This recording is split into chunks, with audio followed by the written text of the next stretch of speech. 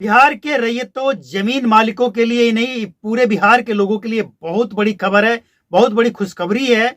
और आपको हम ये भी बताने में कोई गुरेज नहीं करेंगे कि हमने बहुत पहले एक नहीं कई रिपोर्ट तैयार किया है, जिसमें हमने कहा है कि सरकार अपने अधिकारियों को आदेश क्यों नहीं देती है।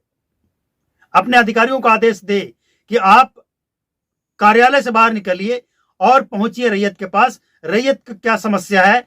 और सिर्फ यही नहीं, जमीन सर्वे को लेकर जो समस्या, यही नहीं, कोई भी योजना, किसी भी तरह का योजना सरकार अगर लेकर आती है जो आम जनता से जुड़ी हुई हो, मतलब आम जनता को उसमें कुछ करना पड़ता हो, तो इसके लिए सरकार डायरेक्ट अपने अधिकारियों को आदेश दे कि आपको कार्यालय में बैठकर काम नहीं करना है, इसके लिए आपको जनता के बीच जाकर काम करना है और जनता से कनेक्ट होना है।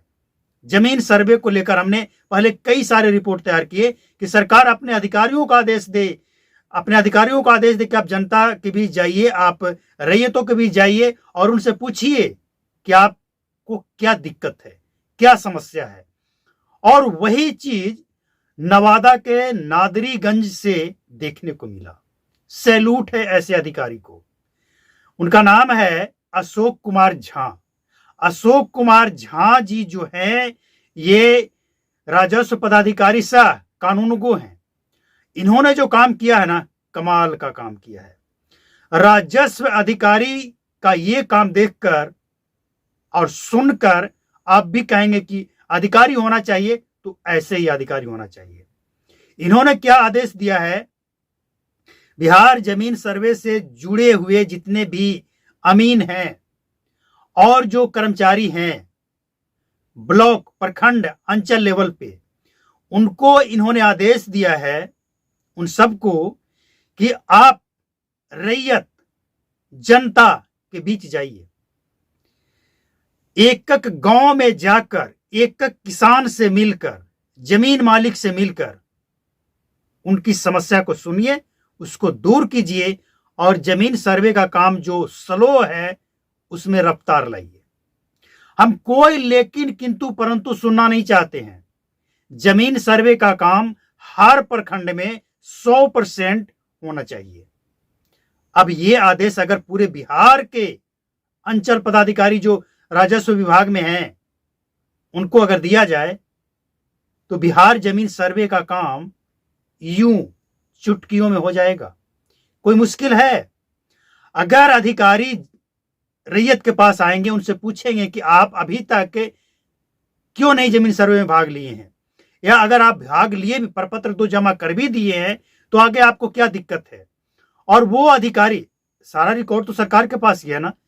जनता से जो रिकॉर्ड, जो डॉक्यूमेंट्स मांगा जा रहा है सरकार के द्वारा, वो तो सरकार के पास पहले से ही सारा उपलब्ध है। जनता जो भी देगी सरकार को, वो सरकार से ही लेकर, चाहे वो ऑनलाइन या ऑफलाइन जैसे भी, तो सरकार अपने अधिकारियों को आदेश देकर एक लिस्ट तैयार करवाए हर गांव का। समझिए कि जब हर गांव का सर्वे करना है, आपको हर गांव के जमीन के बारे में जानना है, उसका असली मालिक कौन है, उसका मालिकाना हक दिलाना है, तो जाना तो पड़ेगा ना। तो रैयत जब जाते हैं कार्यालय में, अधिकारी सीधे मुंह बात नहीं करते हैं। काम करना तो दूर की बात है, आज भी, अभी भी कोई अधिकारी के पास आप चले जाइए, सीधे मुंह बात नहीं करेगा, आपका काम नहीं करेगा। बिना पैसे के, बिना पैसा के आपका कोई काम नहीं होगा। जमीन से जुड़ी हुई कोई भी नहीं होगा। और जमीन से जुड़ी हुई जो होता है ना, पेपर या कोई भी मसला, वो अधिकारी को भी पता है और जमीन मालिक को भी पता है कि हमें ये चाहिए और इसे ये चाहिए, इसलिए जो कहेंगे वो सुनेगा। अब समझिए कि किसी का जमीन का कीमत अगर 1 लाख है और उससे 25,000 रुपया मांगा जाएगा, तो 25,000 के चलते वो 1 लाख का जमीन छोड़ तो नहीं देगा, वो मजबूरी में कर्ज लेकर या जैसे भी देगा। तो अधिकारी अगर कार्यालय में होते हैं तो वो रैयतों के ऊपर, आम जनता के ऊपर दबाव बनाते हैं। लेकिन जब वो उठकर वहां से और जनता के बीच आएंगे तो उनकी सारी हेकड़ी निकल जाएगी। उनको पता है कि अगर ज्यादा दाएं बाएं किए ज्यादा उर्दू फारसी किए तो यहीं पीटे जाएंगे, इसलिए वो काम करेंगे।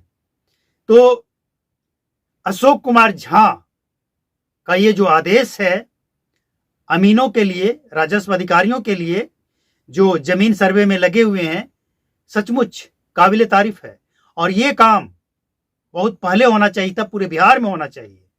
हम इसके लिए कई बार रिपोर्ट तैयार कर चुके हैं कि जो आप लास्ट डेट निकाल कर देते हैं रैयतों को कि इतना डेट तक आपको ये कागज जमा कर देना है। अरे भैया, आप अपने अधिकारियों को आदेश दीजिए कि इतना डेट के अंदर हर गांव से हर जमीन मालिक का कागज आपके पास उपलब्ध होना चाहिए। रैयत नहीं आता है तो आपको रैयत के पास जाकर 100% आपको काम कंप्लीट करना है।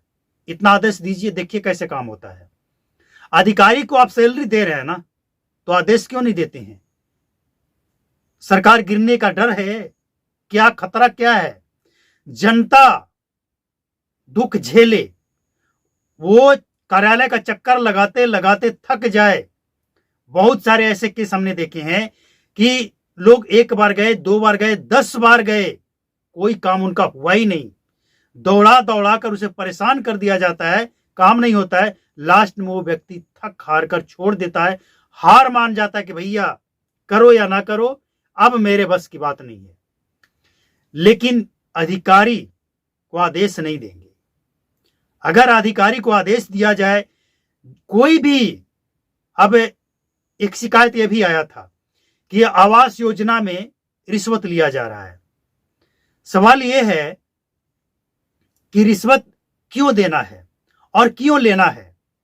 अगर जो अधिकारी आते हैं फोटो करने या जो भी करने आते हैं, तो सरकार अगर उसे सैलरी देती है, उस सैलरी से अगर उसका पेट नहीं चलता है तो वो नौकरी से रिजाइन कर दे, वो दूसरा काम देखे। समझिए कि एक 25,000 का सैलरी लेने वाला कर्मचारी अधिकारी एक 300 रुपये कमाने वाला मजदूर से कमीशन लेने में उसकी आत्मा कुछ नहीं कहती होगी, उसके हाथ नहीं कांपते हैं, लेकिन लेता है। जो 300 रुपये महीना, 300 रुपये रोजाना दिहाड़ी कमाता है और जो 25,000 रुपये महीना सरकारी सैलरी ले रहा है, वो उसके सामने हाथ फैलाकर और उसकी पसीने का कमाई नाजायज ले लेता है। क्यों? इस पे कार्रवाई होती है? बर्खास्त, सस्पेंड क्या होता है? बाद में वो व्यक्ति सिफारिश लेकर आता है और वापस ज्यादा से ज्यादा एक जगह से दूसरी जगह चल रहा है, यही होता है। तो ये जो आदेश आया है काबिले तारीफ है और हम समझते हैं कि पूरे बिहार में ये काम होना चाहिए। और पूरे बिहार में जब अधिकारी जनता के बीच जाकर काम करेंगे, भ्रष्टाचार 99% खत्म हो जाएगा। और अगर कुछ बचेगा भी ना, कुछ परसेंट अगर बचता है भ्रष्टाचारी का, तो जनता को भी जागना होगा। आप क्यों देते हैं? आपको देना ही क्यों है? हाँ, कुछ ऐसे लोग होते हैं जिनका काम नहीं होने वाला है और उनका काम अधिकारी करते हैं। जैसे किसी के पास पेपर नहीं है लेकिन जमीन सर्वे में वो जमीन उसके नाम पे दिखाना है, वो क्या करेगा? गलत तरीका अपनाएगा, पैसे देगा।